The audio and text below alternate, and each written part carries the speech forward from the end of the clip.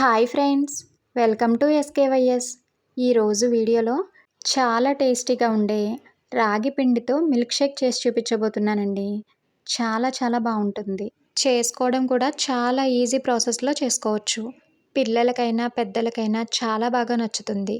పిల్లలకి రాగి జావ లాంటివి ఇస్తే చాలామంది పిల్లలు తాగడానికి ఇష్టపడరు. కానీ ఒక్కసారి ఇలా ట్రై చేసి ఇవ్వండి, మళ్ళీ అడిగి తాగుతారు. రాగి పిండిలో ఆరోగ్య ప్రయోజనాలు చాలానే ఉంటాయి కాబట్టి తప్పకుండా ట్రై చేయాల్సిన రెసిపీ. అలాగే వేసవిలో కూడా చాలా చలవ చేస్తుంది. ఇంకా ఆలస్యం చేయకుండా ఈ healthy and tasty milk shake ఎలా చేయాలో చూసేద్దాం. ముందుగా ఒక గిన్నెలోనికి 2 స్పూన్ల సబ్జా గింజలు వేసుకుని హాఫ్ గ్లాస్ వాటర్ వేసి 15 to 20 మినిట్స్ నానబెట్టుకోవాలి. మరొక గిన్నెలోనికి 15 నుంచి 20 బాదం, జీడిపప్పు, కిస్మిస్ వేసుకుని అవి మునిగేంత వరకు వేడి నీళ్లు పోసుకుని నానబెట్టుకోవాలి. ఇప్పుడు రాగి పిండిని ఉడికించుకోవడానికి సరిపడా గిన్నెను తీసుకుని దానిలో హాఫ్ కప్పు రాగి పిండి వేసి 2 కప్పుల వాటర్ వేసుకుని ఉండలేమీ లేకుండా కలుపుకోవాలి. రాగి పిండి ఇంట్లో ఆడించుకున్నదైనా పర్వాలేదు, బయట నుంచి కొని తెచ్చుకున్నదైనా ఏ రాగి పిండి అయినా యూజ్ చేసుకోవచ్చు.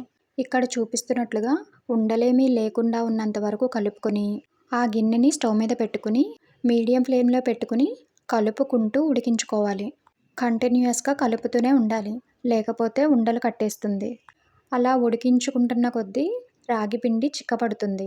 ఇప్పుడు స్టవ్ని లో ఫ్లేమ్లో పెట్టుకుని మాత్రమే కలుపుకుంటూ ఉడికించుకోవాలి. రాగి పిండి మొత్తం ఉడికించుకోవడానికి 10 నిమిషాల టైం పడుతుంది. అప్పటి వరకు కలుపుతూ బాగా దగ్గరకు అయ్యేంత వరకు ఉడికించుకోవాలి. ఇక్కడ చూపిస్తున్నట్లుగా బాగా దగ్గరికి ఉడికిపోయిన తర్వాత స్టవ్ ఆఫ్ చేసి ఆ గిన్నెని పక్కకు దింపేసుకుని మధ్యలో కలుపుకుంటూ బాగా చల్లారేంత వరకు చల్లారబెట్టుకోవాలి.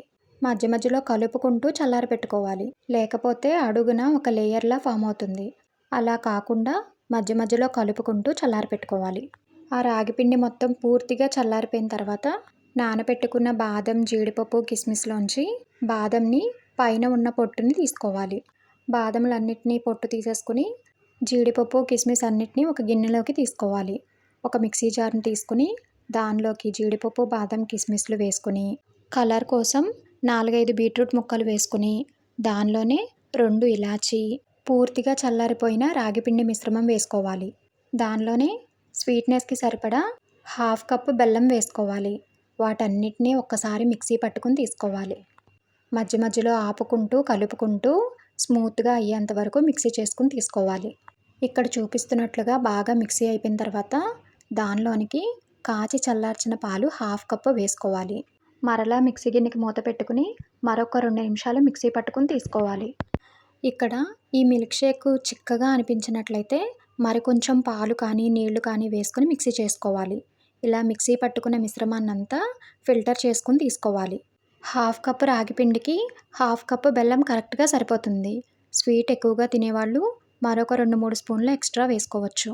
ఇలా మొత్తం ఫిల్టర్ చేసుకుని తీసుకుంటే చాలా టేస్టీగా హెల్తీగా ఉండే రాగి పిండితో మిల్క్ షేక్ రెడీ అయిపోయినట్లే.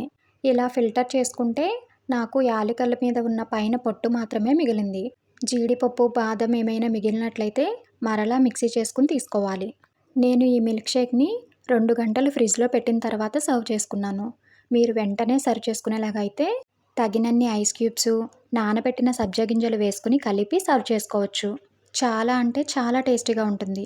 మీరు కూడా ఇలా ఒకసారి ట్రై చేసి టేస్ట్ చేసి మీకు ఎలా వచ్చిందో కమెంట్ చేయడం మాత్రం మర్చిపోవద్దు.